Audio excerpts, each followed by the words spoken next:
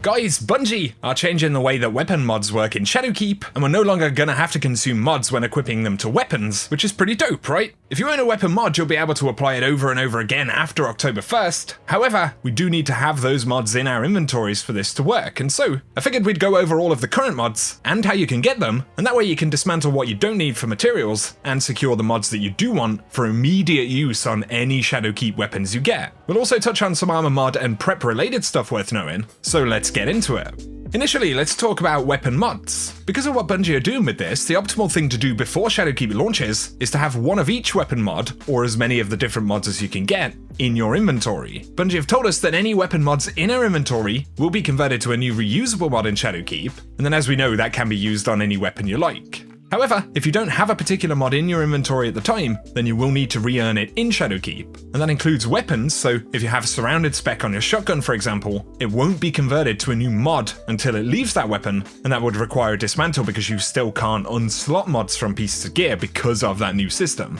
And so having one of each is going to be absolutely awesome, because if you get the new Lunar hand cannon or the sniper from the raid, you can just go ahead and slot whichever current mods you want without having to buy them, or wait for an RNG drop if you don't have them. And that also means that you're less likely to spend mod components or currency after the DLC drops, and we know that we will need mod components for other upgrades, and even the purchase of new mods. So Kissel on Reddit made a full list of all the mods, where you can get them, and I'll link that down below if you want to reference it, but let's break them down. So initially we have a bunch of mods that can be acquired from Ada 1. That includes Rampage Spec, which increases the duration of Rampage, Sprint Grip, which temporarily increases the weapon's ready speed and aim down sight speed after sprinting, and then Surrounded Spec, which increases the damage granted by surrounded. Bonus damage lingers for a brief time when no longer surrounded by 3 or more enemies. We also have Quick Access Sling, swap weapons much faster for a short duration after emptying the magazine, Radar Booster, which slightly increases the range at which radar detects enemies, and then Dragonfly Spec, which increases the radius and damage of Dragonfly. These are most commonly found when you purchase weapon mod bundles from Ada 1, and especially things like Rampage, Surrounded,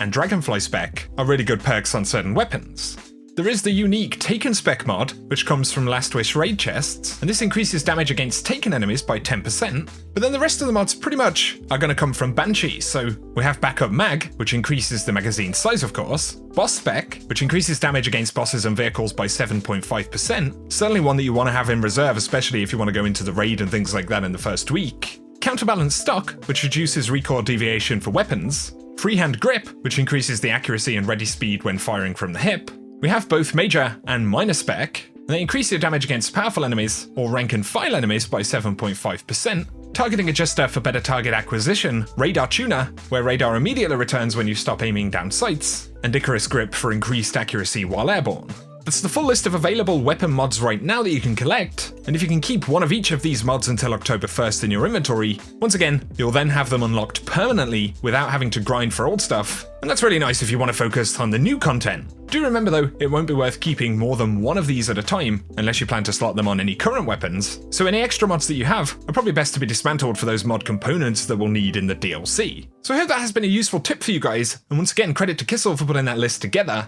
I will link their thread below. Now though, a quick shout out for armor. Actually something to think about, especially if you're wanting to get into the more difficult endgame content in the first week or so. Certain existing mods and new mods will be inaccessible in those first couple of weeks on 2.0 armor, so you can't start your current armor mods into new gear, and we also know that certain roles will be more restricted than what we have right now. So from early glimpses, it's starting to look like, as we go into the end game content in the first week, some of the best armor setups could actually be with current armor, or a hybrid of version 1 and version 2 gear. And that's why, as I said before, it's definitely not worth deleting, especially your good armor right now. There are also some specific mods that could be really good for armor as we go into Shadowkeep, and the last thing that Bungie confirmed about these mods moving forward is that they would have to be re-earned in order to use them with the 2.0 system, and so if we get these ones now, they'll work with our current gear, but we have to completely re-earn them to use on armor, so they won't be converted like the weapon mods, but there are quite a few that could be really good to use, especially with some of the hive related mods, considering that is going to be kind of the main enemy focus on the return and destination.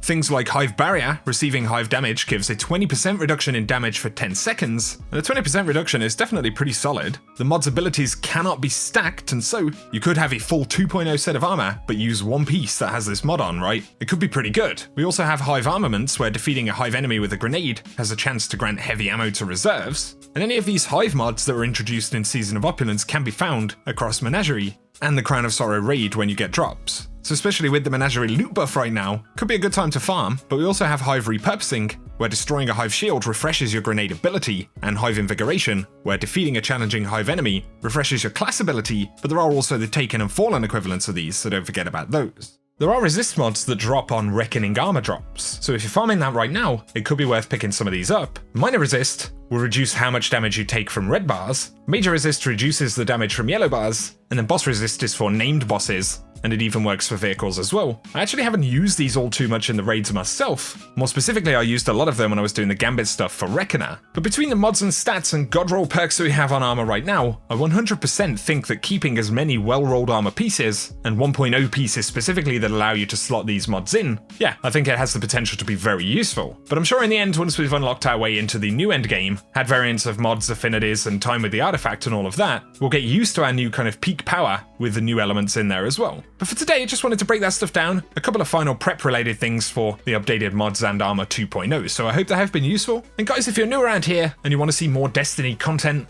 get all the guides, news, and that good stuff when Shadowkeep drops, be sure to hit subscribe and I'll keep you posted. But if you've enjoyed this video, a rating is very much appreciated, and I thank you as always for tuning in. But for now guys, I hope you have an awesome day.